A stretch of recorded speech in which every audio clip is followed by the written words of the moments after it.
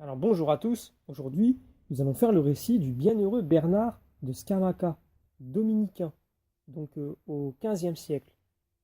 Né à Catane, Bernard de Scamaca appartenait à une famille de nobles. Il se livra d'abord au plaisir du monde et mena une vie déréglée. Dieu ne l'abandonna pas. Il revint de ses égarements et entra dans l'ordre des frères prêcheurs. Il se livra à des œuvres d'une pénitence effrayante et se rendit si agréable à Dieu qu'on le vit élevé plusieurs fois de terre pendant l'oraison, tandis que son visage brillait d'un éclat surnaturel. Il mourut en 1486.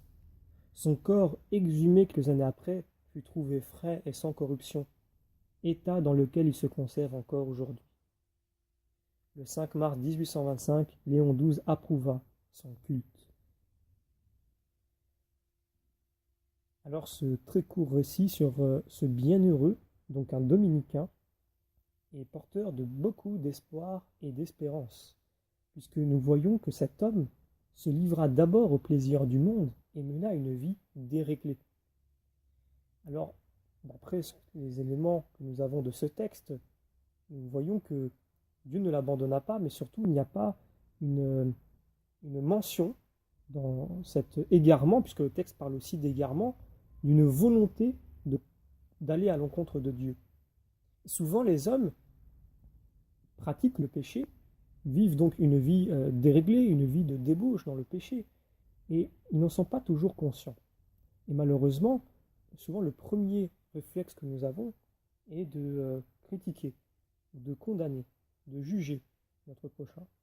L'Évangile nous dit, et même dans le Nouveau Testament, Saint Paul en parle, quand nous voyons un frère qui est dans le péché, quel que soit le degré de péché qu'il atteint, ou des péchés qu'il a atteints, eh bien, il faut le reprendre avec charité.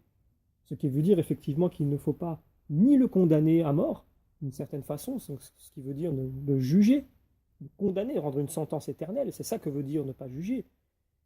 Et il ne faut pas non plus se taire en disant « je ne juge pas », parce que c'est une mauvaise interprétation d'un texte de l'Évangile. Ne pas juger, ça veut dire ne pas condamner la personne, comme livrer une condamnation après un procès qui est écrite et sur laquelle on ne peut pas revenir. Et en même temps, ça ne veut pas dire se taire, puisque ça veut dire être complice, être indifférent vis-à-vis de son attitude, et le laisser prendre une voie de perdition. Donc un chrétien, ce doit être au milieu. Il doit reprendre son frère avec charité, dans l'espoir de le ramener vers Dieu. C'est-à-dire que quand nous, chrétiens, nous voyons des personnes dans le péché et même aller contre Dieu, parce que souvent même ceux qui se disent être contre Dieu, être contre la religion, être athée intégriste, souvent certains d'entre eux utilisent cette façade sans avoir vraiment conscience de ce qu'ils font, mais plutôt pour exprimer un mal-être ou parce que peut-être ils n'ont pas eu la chance dans leur vie d'entendre véritablement l'évangile, ou alors ils ont eu une mauvaise expérience, et ils réagissent de cette façon-là. Nous ne pouvons pas être à la place de cette personne pour prétendre que son attitude ou sa réaction est disproportionnée ou qu'elle ne convient pas, puisque chacun réagit au mal qu'il a pu subir selon son caractère et selon son environnement. Certains tombent dans la colère, certains tombent dans l'ivresse, certains tombent dans la violence, certains tombent dans la drogue. Il n'est pas à nous de dire si telle ou telle réaction est normale ou pas. Le fait est que cette personne a dérivé de cette façon, et il revient à nous en tant que chrétiens, non pas de nous poser les questions forcément du pourquoi et du comment, elles peuvent être intéressantes, mais de ne pas perdre notre temps dessus, ou encore pire, à le critiquer, à le juger, à rapporter ses faits, pour un peu le rabaisser, médire à son sujet, pour un petit peu aussi soi-même se mettre un peu en avant. Regardez, moi, ce qu'il fait, je ne suis pas complice, et puis regardez, moi je n'aime pas trop ce qu'il fait, je suis quelqu'un de bien, et lui non. C'est un peu une attitude qui est hypocrite et qui est méchante envers son frère. C'est le rabaisser pour se monter soi-même. C'est utiliser le malheur d'un autre pour s'élever dans l'orgueil et dans l'apparence aussi, parce que au fond, on n'est pas forcément mieux, et même rarement mieux, que celui qui sombre sous nos yeux dans le péché. On a d'autres péchés, nous aussi, et d'autres idoles. Et on les combat, et c'est déjà assez difficile comme ça, que d'en rajouter en plus sur les autres et en leur pointant du doigt. C'est une attitude qui n'est pas chrétienne. Un chrétien se doit absolument, quand il voit un frère dans le péché, donc qui que ce soit dans son péché, son prochain tout simplement dans le péché, il doit le reprendre avec charité et avec espérance, lui redonner l'espérance, lui montrer que ce qu'il fait va le mener sur quelque chose qui n'est pas bon pour lui. Il n'est pas fait pour cela. Dieu l'attend pour autre chose et Dieu l'aime. Il est aimé, quand bien même il ne serait aimé par personne sur terre et que tout le monde l'aurait abandonné. Dieu ne l'abandonne pas. C'est ce que nous dit ce texte.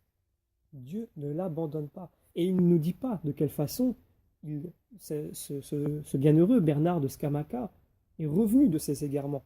Dieu peut utiliser de multiples façons et nous sommes les premiers instruments que Dieu va utiliser pour ramener une personne au salut.